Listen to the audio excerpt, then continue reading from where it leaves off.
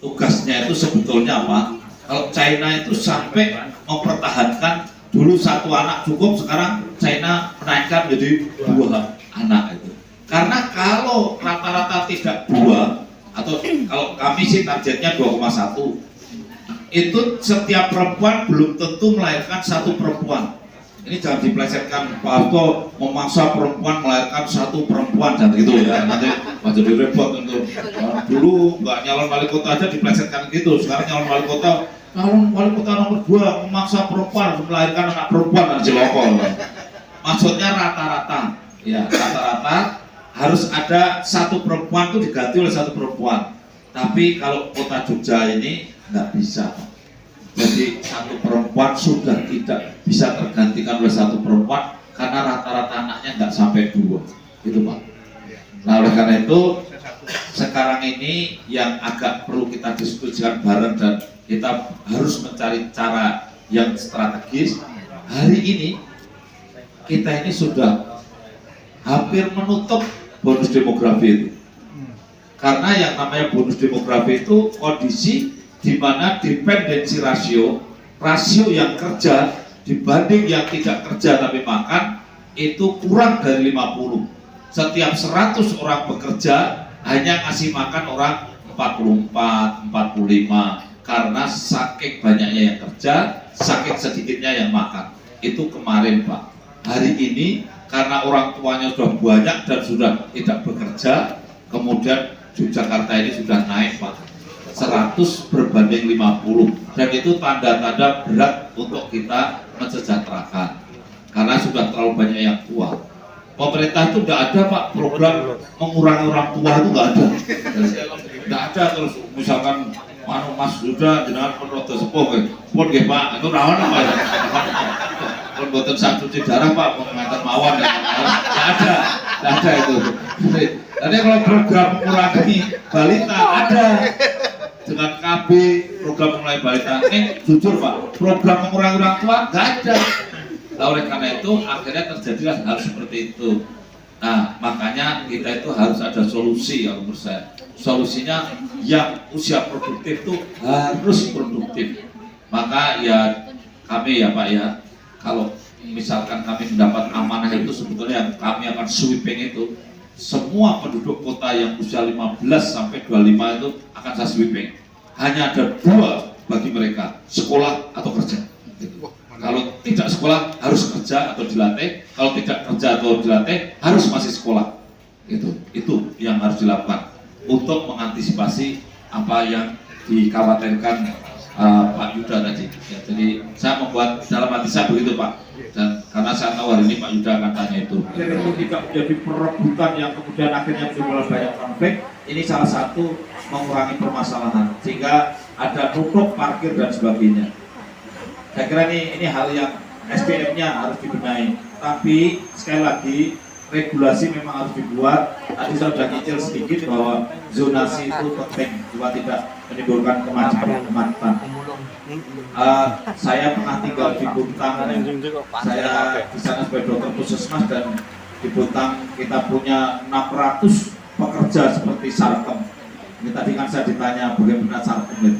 Ternyata melimitasinya itu adalah pelan tapi pasti yang terjadi, karena dengan cara kalau usia sudah bertambah tua kemudian tidak menambah yang baru, kemudian ada pekerjaan baru, maka ini menjadi suatu yang solusi yang terbaik yang dilakukan. Saya di Lotuan di Buntang tuh seperti itu saya lihat.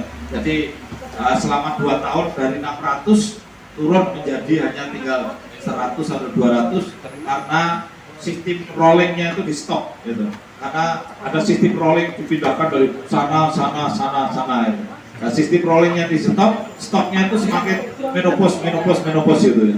Hingga akhirnya buka bisa stop gitu. Dan kemudian pemerintah daerah harus kreatif membuat pekerjaan yang bisa menggantikan pekerjaan dia. Saya kira 2 hal itu hal yang bisa kita lakukan. Tentu ke depan kita harus banyak mempelajari lebih lanjut. Terima kasih Pak Eko. Dan regenerasi manusia itu adalah petugas kesehatan atau salah satunya bidan. Tidak harus bidan sih, petugas kesehatan lainnya juga bisa, supaya dijamin bahwa proses reproduksi di kota Yogyakarta ini berjalan dengan normal dan bayinya sehat, stuntingnya juga turun karena stuntingnya masih cenderung naik, sehingga produk yang dihasilkan itu berkualitas. Sebetulnya itu. Nah, seiring dengan itu ternyata kota Jogja ini juga kota yang aging population. Jadi usia tuanya itu meningkat terus, sekarang 16%. Sekarang 16% itu tertinggi di Indonesia, 16%. Dan perempuan lebih banyak, jadi janda-janda tua lebih banyak daripada duda-duda. Ya. Ini teman-teman media ini yang perempuan sedikit sekarang ya. Tapi Anda itu kalau tinggal di Jogja lebih panjang umur daripada Mas Kuntet yang gagah aja. Yang cowok kan gagah-gagah ya. Tapi gagah-gagah kita ini ya ternyata harapan hidupnya lebih pendek daripada ibu-ibu.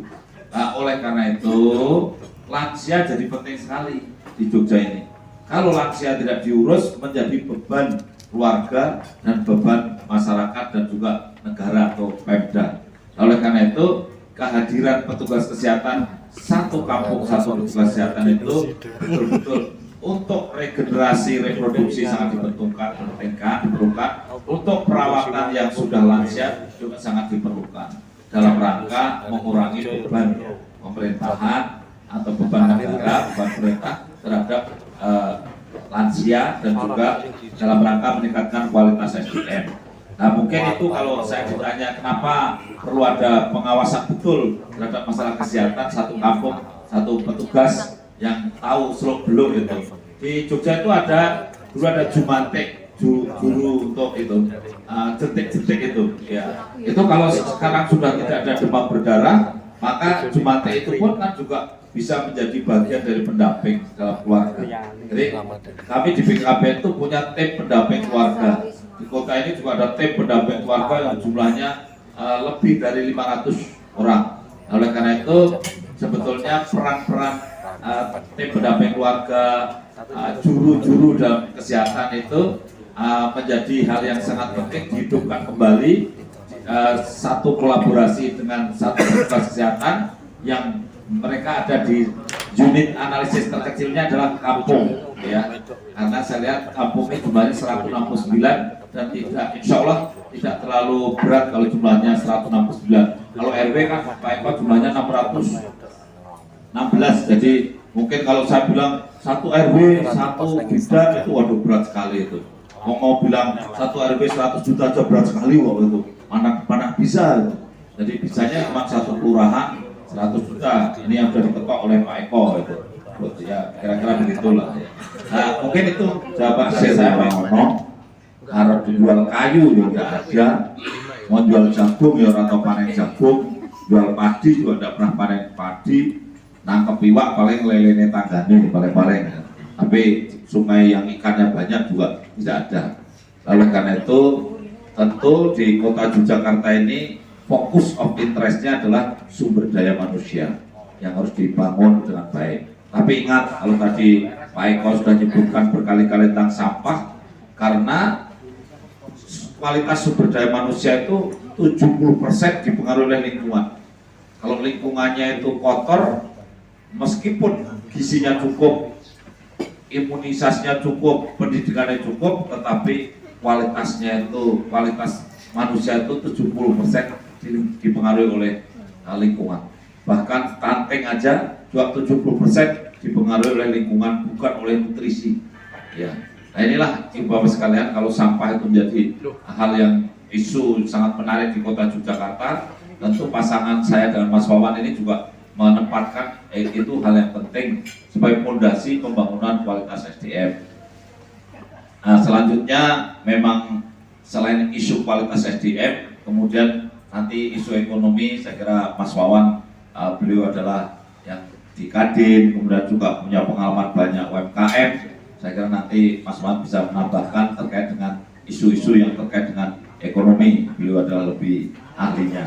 Tapi tentang pembangunan yang lain, tentu kita bolehlah berdiskusi. Artinya masalah infrastruktur, masalah parkir, masalah katakanlah sumbu filosofi, masalah teras 1, teras 2, dan masalah banyak hal yang perlu kita diskusikan. Mungkin masih banyak yang belum tahu saya atau belum kenal saya. Jadi saya mendampingi Kepala Hasto, kita sepakat dukungan. Jadi apa yang menjadi disampaikan oleh Pak Wali Kota, otomatis kami sebagai calon adalah mendukung semua kebijakan yang akan diambil oleh beliau. Kemudian tadi sampaikan bahwa yang isu-isu selama ini tadi kita juga belajar masalah mengenai pekerja serikat pekerja dari rokok ya Pak, yang itu juga jadi di posko. Jadi kalau kita bicara di Yogyakarta ini justru 90% lebih adalah UKM. Jadi adalah ke depan akan menjadi satu hal yang wajib kita cermati dan kita jalani bersama, penguatan sektor ekonomi berbasis UMKM dengan yang selama ini juga bahkan akan kita lebih tingkatkan lagi. Nah justru pada kesempatan hari ini mari kita sama-sama lebih banyak masukan. Seperti kita juga ketahui Jogja kota pariwisata, kemarin juga kita sempat bahas juga mengenai sport tourism sebagai potensi peningkatan untuk long stay-nya, length of stay dari pariwisata di Yogyakarta. Di diskusi ini kami harapkan walaupun kita kemas santai saja, nggak usah serius, justru masukan dari